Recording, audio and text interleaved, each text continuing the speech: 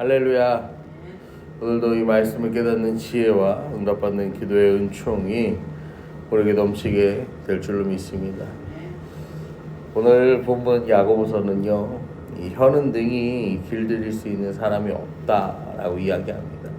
그만큼 우리의 입에서 나오는 말이 얼마나 중요한 것인지, 그리고 그것이 사람을 살리기도 하고 죽이기도 하는 것이 되는지, 그 파괴력과 위험성에 대해서 이야기합니다.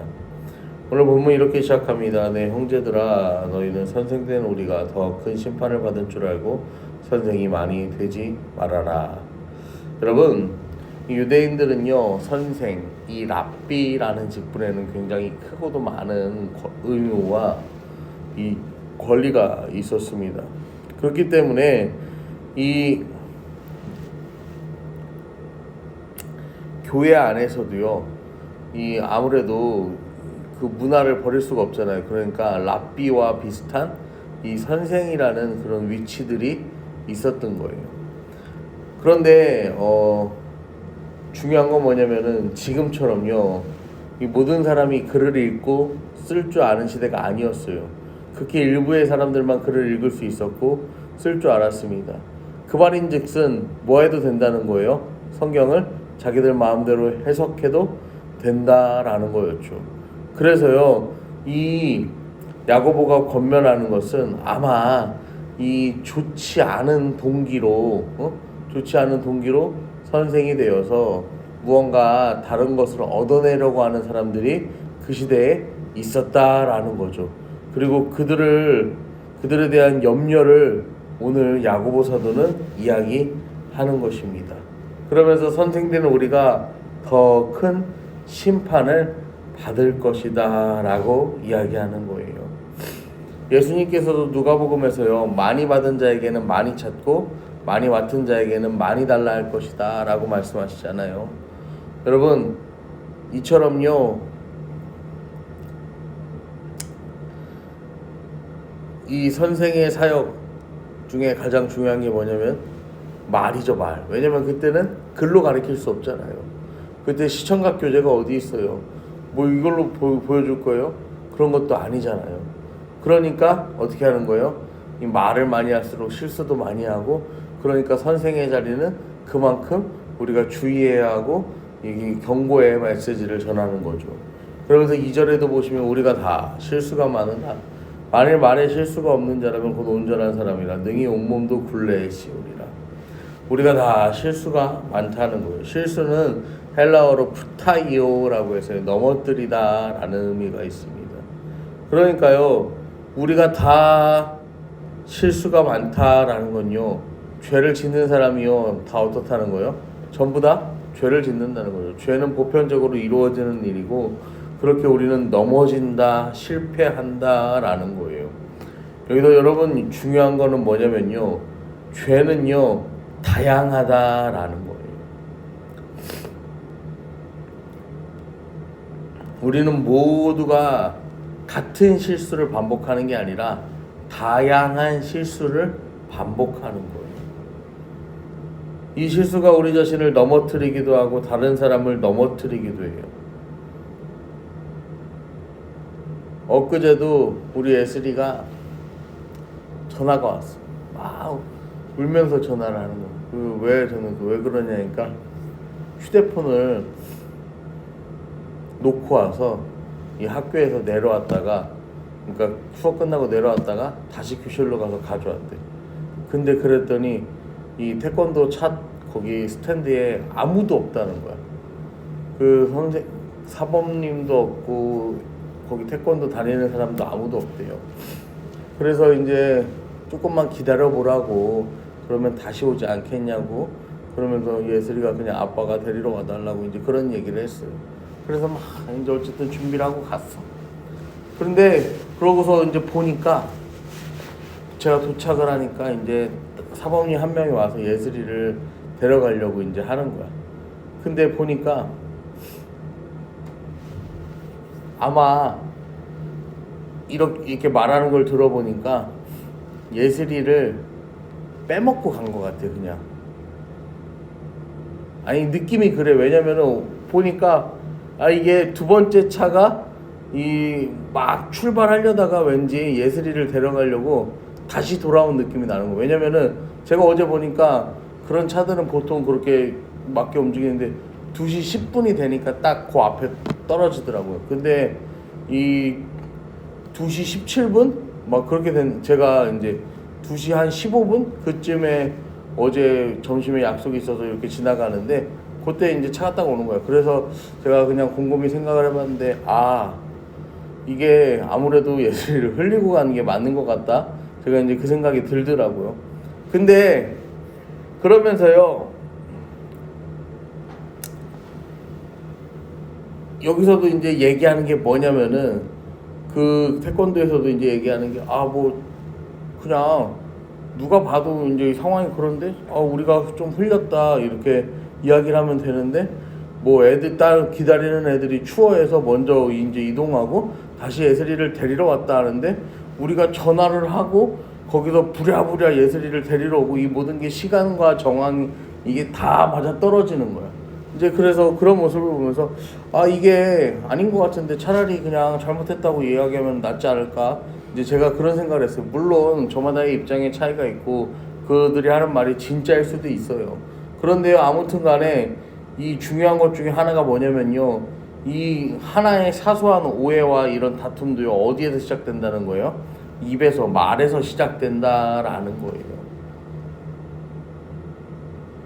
성경에서 인간의 타락을 묘사할 때요, 이 혀로 지은 죄에 대해서 이야기합니다. 이사야 6장 5절에 보면요, 입술이 부정한 백성이라고 이야기를 합니다.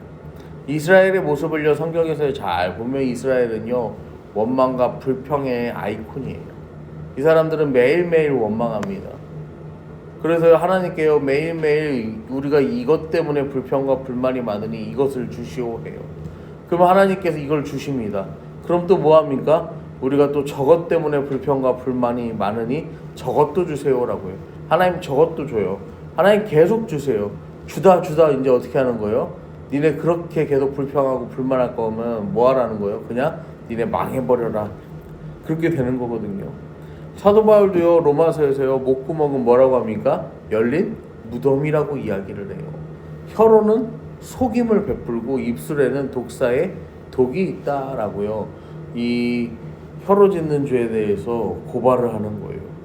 잠언에서도요 미련한 자의 입술은 다툼을 일으키고 매를 자청한다라고요 그렇게 이야기합니다. 여러분, 우리는요 다 실수가 많습니다.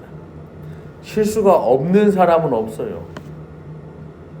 하지만요 우리가 기억해야 할 것은 실수가 없는 사람은 없지만 이 입으로 짓는 죄, 이 실수를 더욱 더하지 않도록 날마다 주의를 기울여야 한다라는 거죠. 그러면서 3절부터 보시면 우리가 말들의 입에 재갈 물리는 것은 우리에게 순종하게 하려고 온몸을 제어하는 것이라. 또 배를 보라. 그렇게 크고 광풍에 밀려가는 것들은 지극히 작은 키로서 사공의 뜻대로 운행하나니. 여러분, 사람이요 이 소나 말, 이 사람보다 훨씬 힘도 세고 덩치도 큰데 이거를 통제할 수 있는 이유가 뭐예요? 입에 물린 재갈, 콧뚜레 이런 것으로 인하여서 그것들을 통제할 수 있는 거죠. 아무리 큰 배라 할지라도요 요만한 핸들 하나 가지고 뭐 하는 거예요? 운전을 조종을 하지. 그게 키잖아요. 여러분, 이건 지금 익숙하지 않아. 지금 이 시대로 바꾸면은 뭐라고 할까요? 자동차 운전하는 핸들에 아마 비유했을 거예요. 여러분, 그 큰 차가 이렇게 큰 버스도 또 어마어마하게 큰 덤프 트럭도요 다 뭘로 움직입니까? 이 핸들 하나로 조정을 하는 거예요. 이 큰 육체도요 무엇 하나에 좌지우지 된다는 거예요. 우리의 작은 이 혀에 좌지우지 된다라는 거예요. 야고보가 전하는 요점은요 그렇습니다. 말의 재갈이 말의 방향을 정하고 배가 키에 의해서요 그 방향을 정하고 움직이는 것처럼 우리의 혀는 우리의 삶의 방향을 정한다라는 거예요. 5절에도 보시면 이와 같이 혀도 작은 지체로되 큰 것을 자랑하도다. 보라, 얼마나 작은 볼이 얼마나 많은 나무를 태우는가 이야기를 해요. 여러분, 우리가 산불이 났다 하면요, 누가요 기름을 한 통 막 들이붓고 불을 이만큼 질러갖고 산불이 납니까? 아니요. 그냥 어디서 어떻게 시작됐는지 모르는 작은 불씨에 어떻게 되는 거예요? 허르륵 다 타버리는 거잖아요. 여러분, 혀도요 그런 영향력이 있다라는 거예요. 무심코 던진 그 한마디에 뭐가 되는 거예요? 이게요 100배, 1000배, 만배로 되어서요 퍼져나가고 돌아오게 된다라는 것입니다. 6절부터 보시면 혀는 곧 불이요 불의의 세계라 우리 지체 중에 온몸을 더럽히고 삶의 수레바퀴를 불사르느니 그 사르는 것이 지옥불에서 난다 이야기하면서 7절과 8절에도 여러 종류 짐승과 새와 벌레와 바다와의 생물은 다 사람의 길들이 있고 길들여 왔거니와 혀는 능히 길들일 사람이 없나니 쉬지 아니한 악이요 죽이는 독이 가득한 것이라. 여러분, 태초에 에덴 동산에서도요 아담이요 생육하고 번성하며 땅에 충만한 그 일들을요 이제 행했어. 근데요 중요한 건 뭐예요? 입이 방정이야. 사단이 와서 꼬시니까요 그 입으로 뭐라고 하는 거예요? 너희가 정령 죽으리라 했는데 뭐라고 합니까? 죽을까 하노라 라고요 하나님의 말씀을 바꾸어 버리잖아요. 여러분, 이 혀는요 능히 길들일 사람이 없다라고 야고보가 이야기하는 건요, 우리가 이거 길들일 수 없는 거니까 그냥 포기하고 놓고 살으라는 얘기가 아니에요. 우리의 스스로의 힘과 능력으로는 길들일 수가 없으니까 누구에게 도움을 청하라는 거예요? 하나님께 도움을 청하라는 거예요.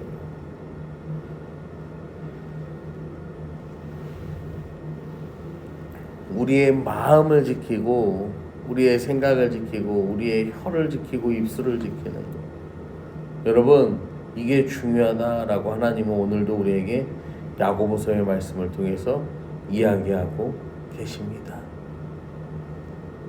사랑하는 성도 여러분, 예수님께서 입에서 나오는 것들은 마음에서 나오는 것이니 이것이야말로 사람을 더럽게 한다고 하셨어요. 오늘 우리가 지켜야 할 건요 여기에 달린 혀, 이 혀를 통해서 나오는 우리의 마음입니다.